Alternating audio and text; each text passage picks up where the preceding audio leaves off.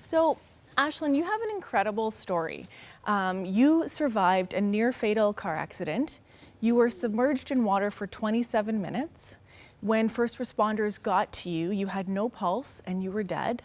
And yet here you sit today, alive and well, and really thriving. Yeah. Can you tell us what happened that fateful February night? So that night I was driving home on the 401 and heading from Waterloo to London.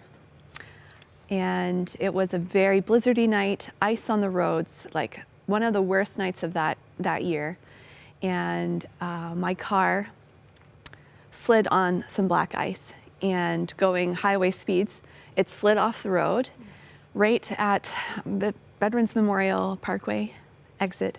There was a culvert there from a construction dugout. It was exposed, so my car slid and hit that culvert, flipped upside down, and landed in this dugout that was the exact size of my car that had filled with water from all the rain. So I was underwater, and someone who was driving behind me saw that my car had gone off the road. So they called 911, and police officers were able to get there, but they weren't able to get the doors open because that car was the exact same size as that little hole. So they're trying their best. They're trying so hard to get me out of that car. They don't know how many people are in the car.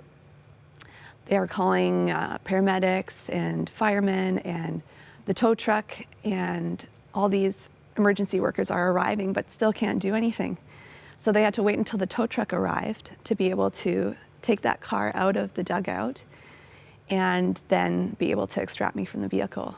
And that was 27 minutes worth of time before I was removed from the car, and they saw that I was not responding, no dilation of the eyes at all. So they said, she's gone. Do you remember anything from those 27 minutes? No, I have no memory at all. In fact, I don't even remember starting to drive on the highway that night. All I remember is that I was visiting my brothers in Waterloo, that I had gone to pick up some chocolates because it was close to Valentine's Day. And after that, no memory until I woke up in the hospital. That's very interesting. Maybe, maybe God was sparing you some memories or things like that. And He also wasn't your time because you're sitting here with us. That's right. At the hospital, what did the doctors think once you arrived and they were working on you? Yes, well, because I had been underwater, my brain was oxygen deprived, and I had the impact of the car was only on the driver's side. So my seat had been compacted, so I had fractures in my pelvis from that impact.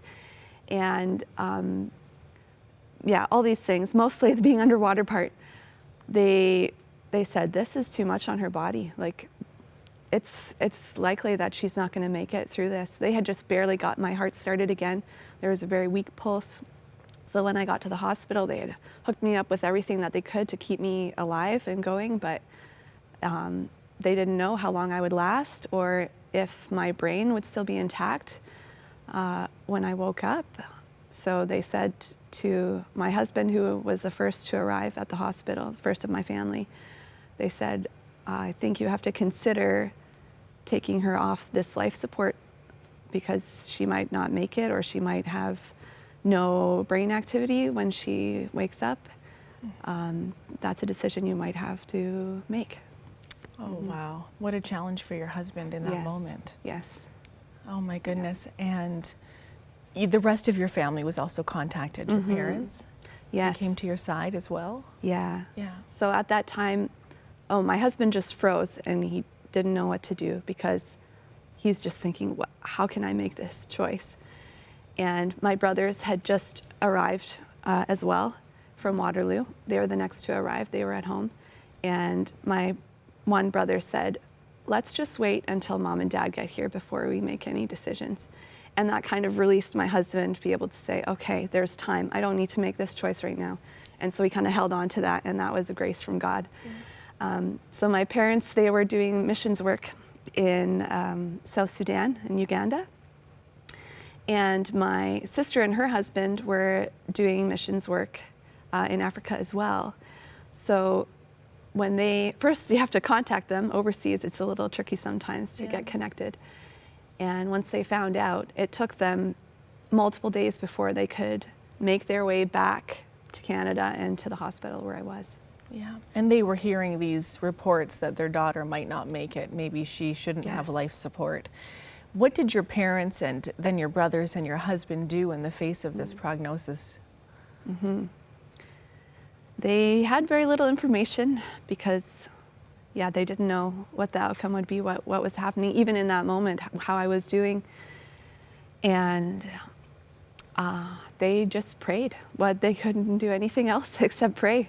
So they were praying hard and kind of coming to grips with this event that had happened and what that might mean. So, and connecting with as many people as they could to ask for prayers because they knew how important that would be for me.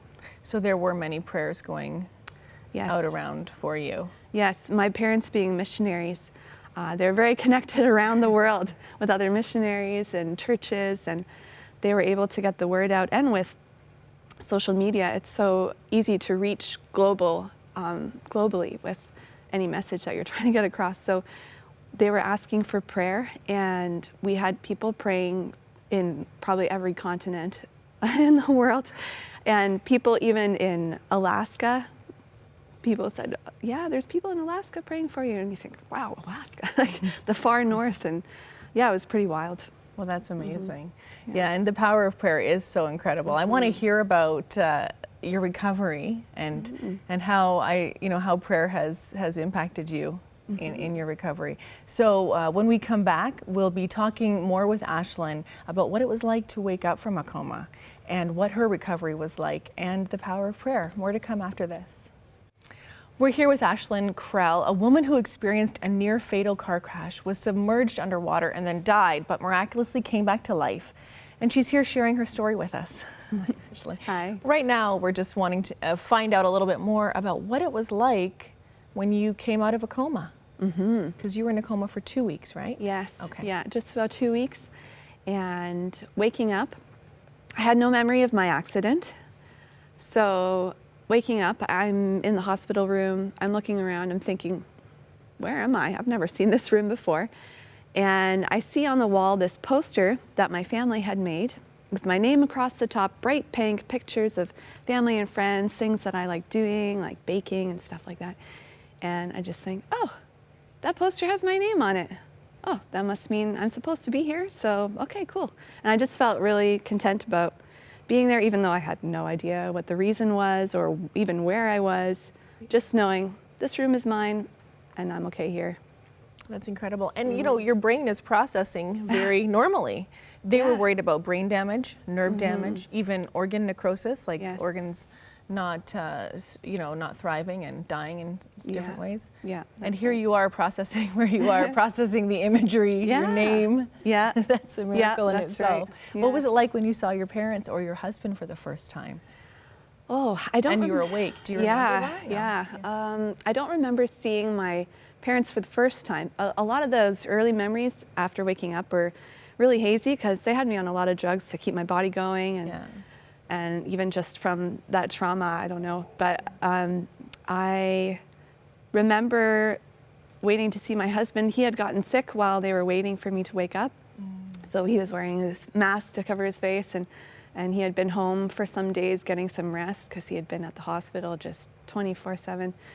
And he came into the room and he said, I don't really remember so much, but he says that my eyes just lit up and I was like motioning him to come closer, and he came in and he was wearing a hoodie and I just grabbed his pocket on his hoodie and I just didn't want to let go. So yeah, it was pretty neat.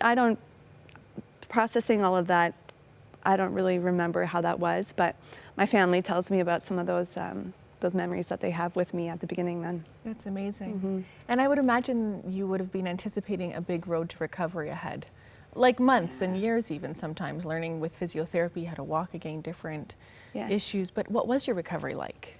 Yeah, so I was in the hospital for just 1 month after my accident, which is pretty amazing. I had weakness in my limbs because I'd been laying in a hospital bed for 2 weeks. So I needed to regain that strength, and I had this brain injury that they wanted to see how competent my brain still was after that. And I had to do some work on my balance and that sort of thing. Also, my hands had gone numb, and that was continuous, ongoing for a couple months after the accident. Yeah. And I was just slowly regaining that. I didn't know what had happened to me when I woke up. So in my mind, I'm just waking up like any other day, and I'm thinking, why is my body not working the way it's supposed to? So it was kind of surprising to have all these injuries, and I knew that it was something I had to recover from, but I didn't have that memory of what had happened to connect it with. So it felt like there was no reason to have these injuries, and I found that really frustrating to have to work through that recovery for the next couple months. But now you're, within 6 months, I think you were doing quite well. You were back to work. Yes. And you work with numbers, which would be a challenge to me, regardless of health and wellness. So your brain is functioning sharp, strong. Yeah. You were quite a miracle to the doctors. And I know that you've stayed in touch with people, as well as nurses and first responders, people who cared for you. How has your journey impacted those individuals who cared for you? Yeah, we had, one doctor especially who was very, matter of fact and scientific about things, and said, this isn't likely that she's going to recover from this very well. And he was the one who had to ask the question if the family wanted to take me off life support. And later on, after I had started recovering in the hospital, he came to see me again. And he was just amazed to see how I was doing. And he had been witness to all the prayers and the songs that my family had sung over me while I was in the hospital. And he would always kind of dismiss that. But when he saw me in the hospital bed there doing so well and almost about to be dismissed from the hospital, he said, I think there's somebody watching out for you. Yeah. And we know who that somebody is. Yeah, we do. Yeah. Do you think this happened to you for a reason? Do you think God allowed it for a reason? Yeah. Because of this death experience and coming back to life, I have this testimony now that I can share about God's power and his ability to overcome even death. Yeah. And I believe that I have that testimony now to share with others, and that's my job. But I also believe that anyone else who's still alive, regardless of if they had a near-death experience or not, that they're still living with the purpose that God has given them, and there's a reason for that. And so that's what I believe. Yeah. Yeah. Thank you. Thank you for sharing your story, Ashlyn, Yeah. and for being here with us very today. happy to. Thank you. At home, if you're wondering where God is in the midst of your heartache, I just want you to know that God is right there in the middle of your darkness.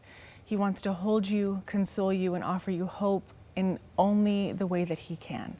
And if this is you today, I want you to make the bold choice to call the prayer lines 1-866-273-4444, or go to prayer@crossroads.ca. It's an email address. I just want you to know that God made a way for Ashlyn. He made a way for me when I was younger, and today, every day, and he can make a way for you. There's nothing God can't do. I encourage you to call now.